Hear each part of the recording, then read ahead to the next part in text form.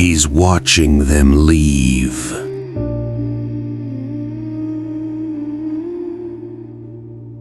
His father is dead. You took the light out of the room, called it love, called it truth. Every promise His mother is screaming somewhere behind him. wearing skin.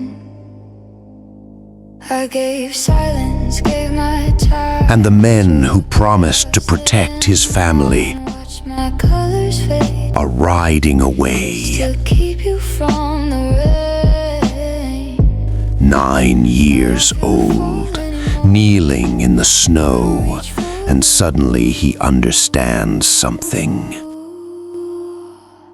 There's nothing left to lose. No one is coming back. Bruise, you pulled the heart right out my chest. The tribe didn't just abandon him, they chose to. They looked at this boy, this son of a chief, and decided he wasn't worth the food. They left him to starve, to freeze, to disappear into the steppe like he never existed. But here's what they didn't know.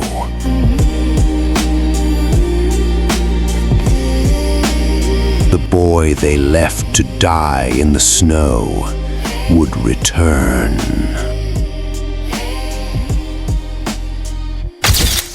Every word you needed proof. Every doubt I swallow for you. Built a shelter out of blame. Watch you set it all to flame. I stopped counting what it cost. Stopped looking for what was lost. When the breaking never ends, even hope forgets to bend. I don't shake when you call my name. I don't play the game. I'm colder than your goodbye, stronger than your why. You can search these empty hands. There's nothing left to take. The silence isn't defeat. It's the sound of me walking out without a trace and nothing left.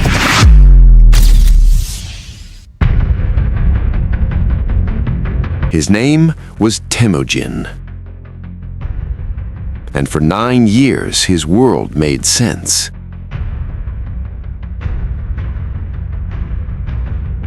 His father, Yasuge, was a respected chief, not the most powerful, but respected, which on the Mongolian steppe in 1171, that meant everything. You had alliances, protection, a place in the order.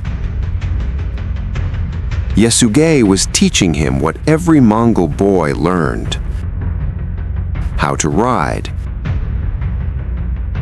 how to shoot, how to survive. But he was also teaching him something else: how to lead. Because Temujin wasn't just any boy. He was the eldest son, the heir, the one who would carry the name forward. When Temujin turned 9, his father took him to another tribe to arrange a marriage, an alliance. This was how you built power, one arranged marriage at a time. They met a girl named Borte. Temujin liked her. She was smart, fierce even. The deal was made, the alliance was set. And Yasuge left his son there, as was custom, to live with his future in-laws for a time. That was the last time Temujin saw his father alive. On the ride home, Yasuge stopped at a Tatar camp. The Tatars, old enemies, recognized him. They offered him food. He accepted.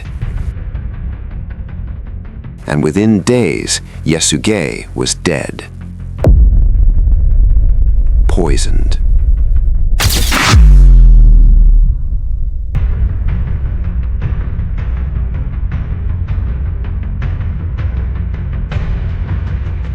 Temujin returned home to chaos. His father was gone, and in that world, at that time, that meant one thing: his family had no protection. The Taichiud tribe, the ones who had followed Yasuge, held a meeting. They looked at Hoelun, a widow with 4 young sons and a daughter. They looked at 9-year-old Temujin, and they made a decision. We won't feed them. They didn't kill them outright. That would have been dishonorable. They just left.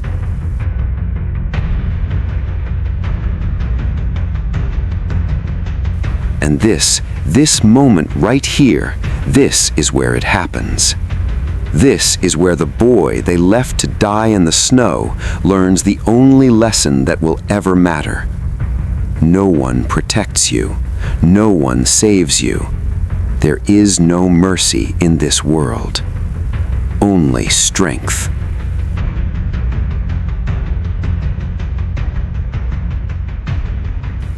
Or death.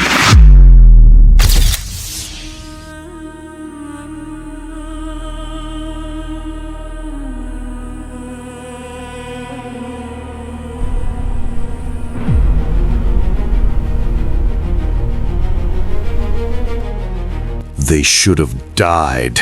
His mother, Hoelun, kept them alive through sheer will, digging for wild onions, catching fish with her bare hands, hunting marmots. They went from nobility to nothing overnight. And Temujin, he didn't forget a single face of the men who left them. By the time he was a teenager, something had calcified inside him. He killed his half-brother, Bekter, over a stolen fish, shot him with an arrow. His mother was horrified, but Temujin didn't see murder. He saw a threat to the family's survival being eliminated.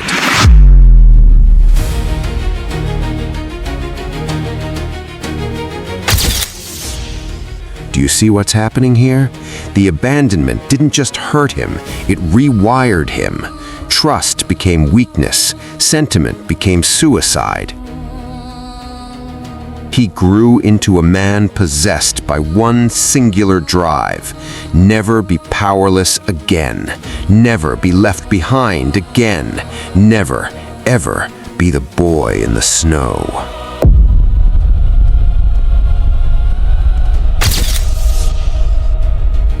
At 16, he married Borte. That alliance was the first step. Then he found a blood brother, Jamuka, a charismatic warrior who shared his vision. Together, they were unstoppable. Temujin began uniting the fractured Mongol tribes, one by one, through alliances, through marriages, through sheer tactical genius. But here's the thing people don't talk about. He couldn't trust any of it. Not the alliances, not the loyalty, not even Jamuka. Because when you've been abandoned once, really abandoned, left to die abandoned, you never believe anyone is really staying.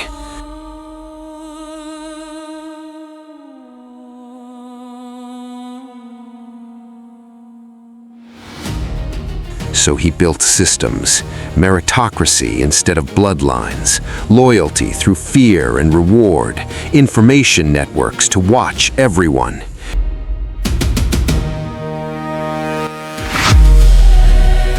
He created the Yasa, a code so strict, so brutal that no one would dare betray him. Theft, death. Desertion, death. Betrayal, you, your family, and everyone who ever knew you. And it worked. By 1206, he had done the impossible. He united the Mongol tribes under a single banner.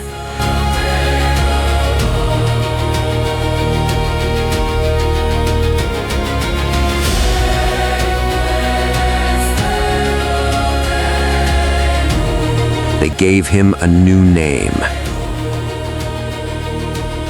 Genghis Khan, universal ruler.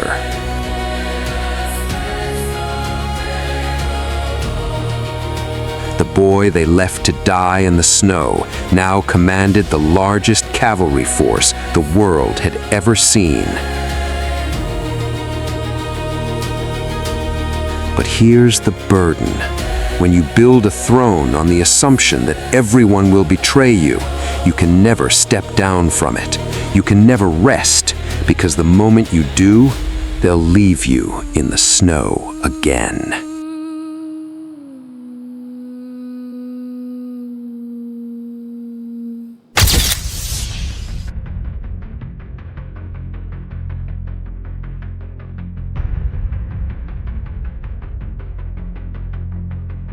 Genghis Khan didn't just conquer, he erased.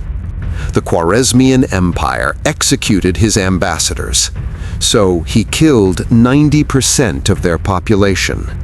The Jin dynasty resisted. He turned their cities into graveyards. By the time he was done, his empire stretched from Korea to Hungary, 23 million square kilometers, the largest contiguous land empire in human history.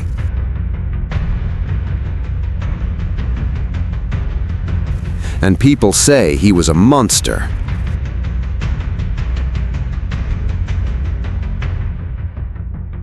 They're not wrong. But let me show you something.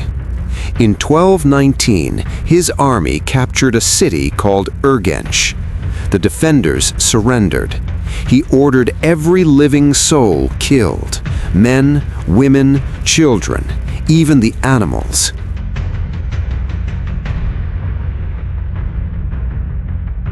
Then he diverted a river to flood the ruins. He wanted the city to disappear, to never have existed. Why? Because that's what they tried to do to him. Don't you see? Every city he erased was the tribe that abandoned him. Every massacre was revenge for the snow. Every act of absolute power was a 9-year-old boy screaming, "You will never do this to me again."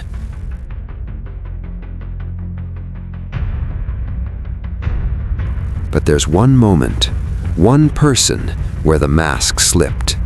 Jamuka. His blood brother, his friend, the man he'd sworn eternal loyalty to.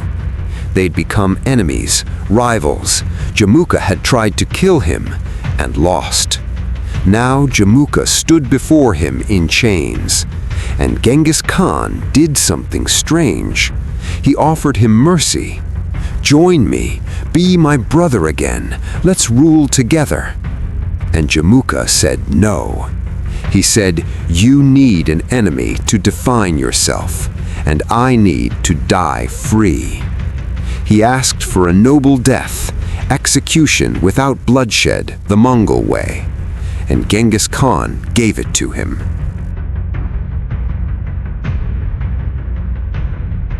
That night, sources say Genghis Khan wept, because even after everything, after building an empire, after becoming a god to millions,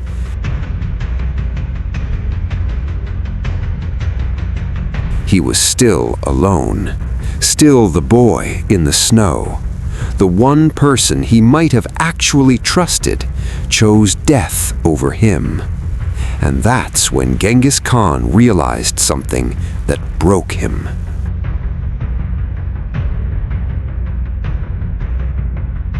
You can conquer the world, but you can't conquer abandonment.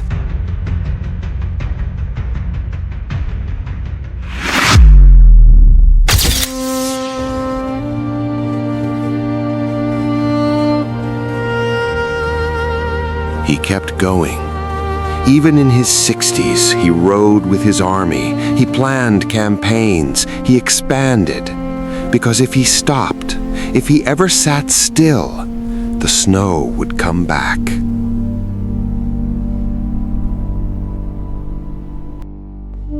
In 1227, during a campaign against the Western Xia, Genghis Khan fell ill. Maybe it was an injury from a fall, maybe disease, maybe just age. He knew he was dying.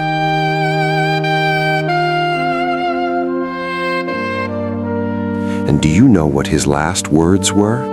Not about legacy, not about God. He was still planning war. Do not announce my death. Finish the campaign. Show no mercy.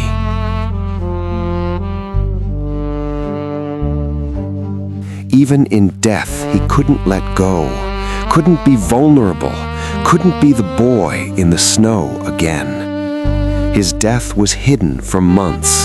The campaign continued as if he were still alive.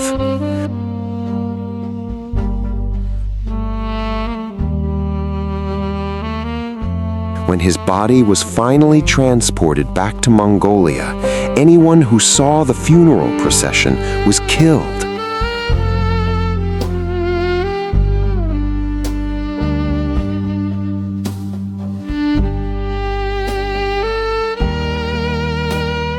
To this day, no one knows where Genghis Khan is buried. He made sure of it. Even in death, he couldn't risk being found, being vulnerable, being left.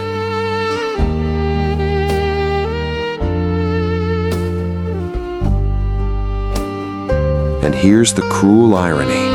The empire he built, the one that was supposed to make him invincible, began tearing itself apart within decades. His sons fought over succession. His grandsons divided the empire. By 1368, the Yuan dynasty, his direct descendants ruling China, had collapsed.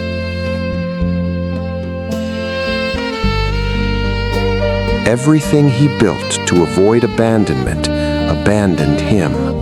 The boy they left to die in the snow became the most powerful man in history. But in the end, he died alone, still running from the cold.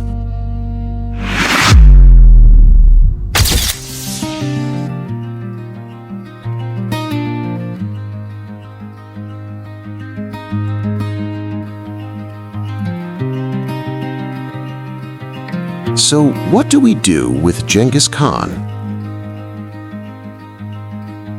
He killed millions. That's not up for debate. He destroyed civilizations, erased cultures. But he also created the largest empire in history. Connected East and West. Promoted meritocracy, religious tolerance, women in leadership roles. He was both the destroyer and the builder, the monster and the visionary. But here's what I think matters most.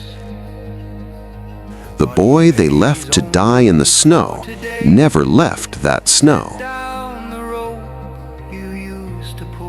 Every conquest was that 9-year-old trying to prove he mattered.